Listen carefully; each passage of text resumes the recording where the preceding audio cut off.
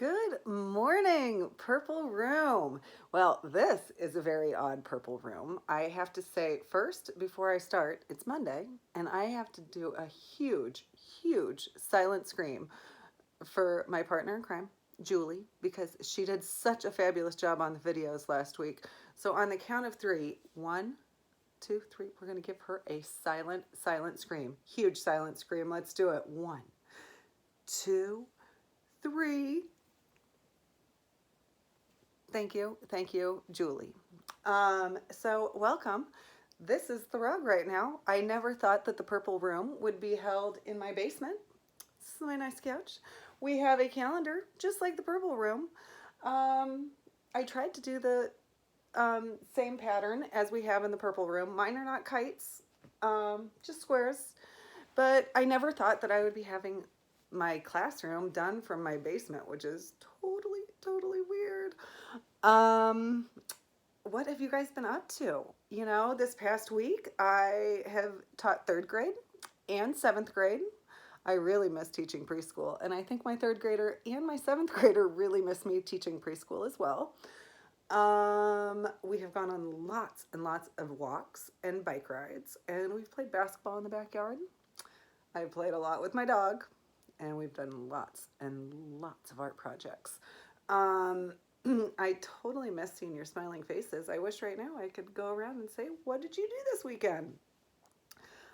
We have also baked a lot at my house. My kids really like to bake. I will try to take a picture of one of their fabulous cakes and show it to you guys on Flipgrid. By the way, Flipgrid is awesome. I love the fact that you guys keep doing stuff. I love seeing your fun dance moves. I love hearing your giggles. I like seeing you with your siblings and your parents and all the artwork that you do. It's pretty awesome. So I think right now we can greet this fabulous day. Good morning, it's a good morning. Say hello and how do you do to all your friends and siblings and parents and stuffed animals and all your pets too. Good morning, it's a great morning. Right now, let's get on to business. Let's get down to business here. So, here's our calendar. The last time you guys were with Julie on the video, it was Friday, March 27th. After Friday came Saturday, March 28th. Then Sunday, March 29th. I'd say that March is almost done. So let's do this. Let's try to figure out what day is going to come next. So after Sunday, it's Sunday, Monday. Yeah, it's Monday. Bam. And after green, let's try to figure out this pattern.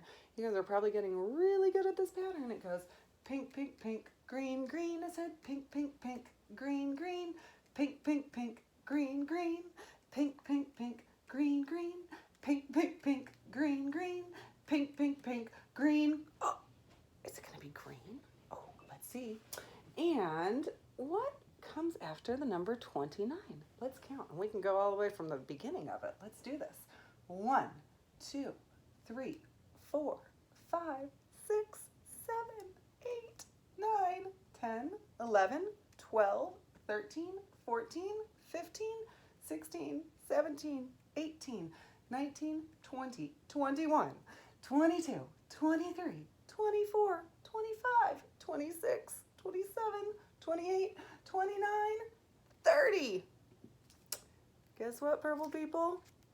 Bam! We have a green 30, and it's Monday, March 30th, 2020. Spring has come. It has already been the first day of spring. We have been seeing lots and lots of signs of spring in our neighborhood. The other day, I thought that somebody in my house was on their phones listening or playing a game that had to do with birds, like listening to a song, maybe watching a movie. I'm not really sure, but I was like, wow, those birds are really loud. and no one was listening to anything. It was the birds right outside of our house. They were having a party, I think, in the tree outside of our house. That's a good sign of spring. The other day, I let my dog out at night, and I walked outside in my backyard, and I was like, I don't know if I like that smell very much. And I said, Bodie, let's go back inside. Because you know what I was smelling? I smelled a skunk, and oh, it was so gross. So I decided that Bodie could hold it for a minute, and we went back inside for a little while, and then went back outside later. We have seen flowers blooming. There are buds on the trees. Some buds, one of my favorite trees is a magnolia, and they get these fuzzy buds on their branches before they bloom into these big, beautiful flowers. Those are seriously one of my favorite trees, and they bloom really early in the spring, so it's a sign that summer's on its way. Before we left the purple room, we didn't know when we were going back, so I took our lettuce home that we are planting, and I'm going to be honest, I have never grown lettuce at my house. So I think so far it's looking pretty good. It's still growing. I have the whole grow light system here. I transplanted it.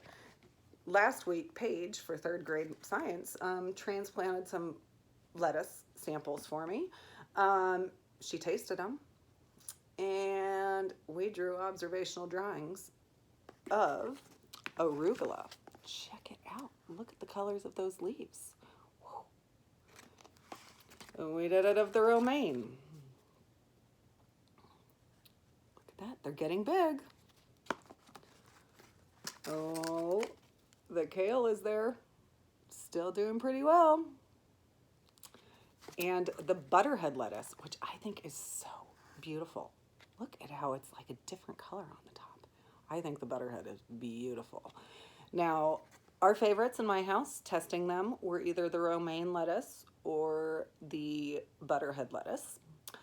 Romaine lettuce is probably eaten a lot in my house because it's one of my children's favorite foods when you put Caesar dressing on it. She orders that at every restaurant we go to. So we eat a lot of romaine lettuce. So I think for our family, it was the romaine or the butterhead.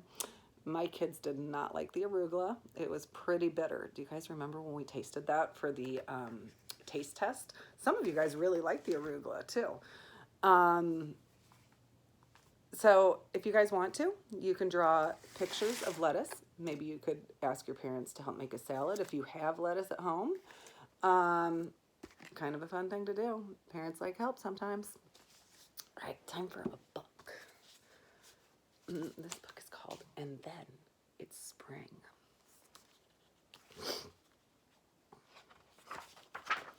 And it is written by Julie Fogliano and illustrated by Aaron Steed.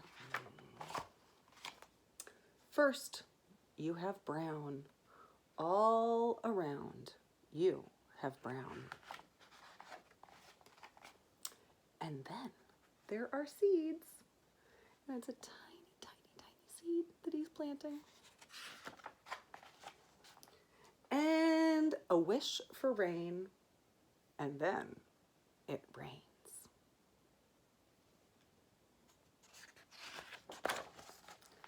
And it is still brown, but a hopeful, very possible sort of brown. Do you ever like to go and run in rain puddles? I totally think that splashing in rain puddles is a lot of fun. It's really a good reason to have rain boots, so you can go do that, or you can just go out there. Sometimes it's fun if it's warm enough to go stomp in rain puddles without any shoes on too, but it has to be warm enough. It's not quite there yet. And is that a little green? No, it's just a brown, sort of brown. And you worry about all those little seeds. And maybe it was the birds. Look, do birds like to eat seeds? Or maybe it was the bears and all that stomping, because bears can't read signs that say things like, please do not stomp here. There are seeds and they are trying. Those look like silly bears. And then there is one more week.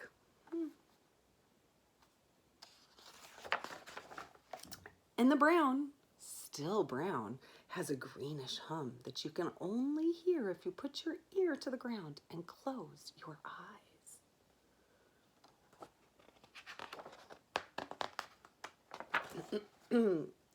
And then it is one more week. And look at this kid.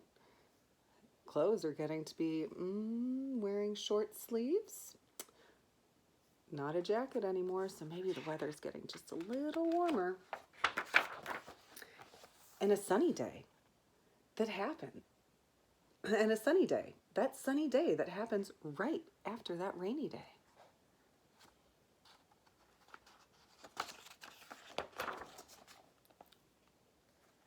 And you will walk outside to check on all that brown. But the brown isn't around, and now you have green. All around you have green. The end. This story is such a nice story. I actually really enjoyed the illustrations. I think the illustrator did a really good job showing what it looks like when it turns into spring. So today, think about it. What are different signs of spring around your house? You could go on a scavenger hunt and try to find 5 signs of spring and tell us on Flipgrid. Or when you're out walking, see if you can find any buds on any of the trees or little buds on the ground with flowers. What one of my daughters and I did is we actually painted or did rainbows of a garden, and you guys can do this too. Paige used watercolor just on a white piece of paper. I'd love to see all of your gardens that you draw too. I did mine just with markers on a white piece of paper. Now, if you don't have markers and you don't have watercolors, could you use crayons? Definitely. Could you use colored pencils? Most definitely. You can use whatever. If you have highlighters and that's all you could find, you could use highlighters. If you wanted, you could cut out colored pieces of paper and glue them on to make a garden. But how about for today, you guys go and either draw or paint or create a garden somehow with the art supplies that you have at home and put it on Flipgrid, because Julie and I love to hear your voices. We love to see your smiling faces, and we love to see your artwork. So go ahead, go do some gardens, some signs of spring, and let us know how you're doing. We love you. Big hugs, hugs, hugs to all of you. Make sure you give your parents some super hugs today, because they are pretty awesome. And you guys are all really, really lucky to have cool families. And we will see you tomorrow. All right. Bye, purple people.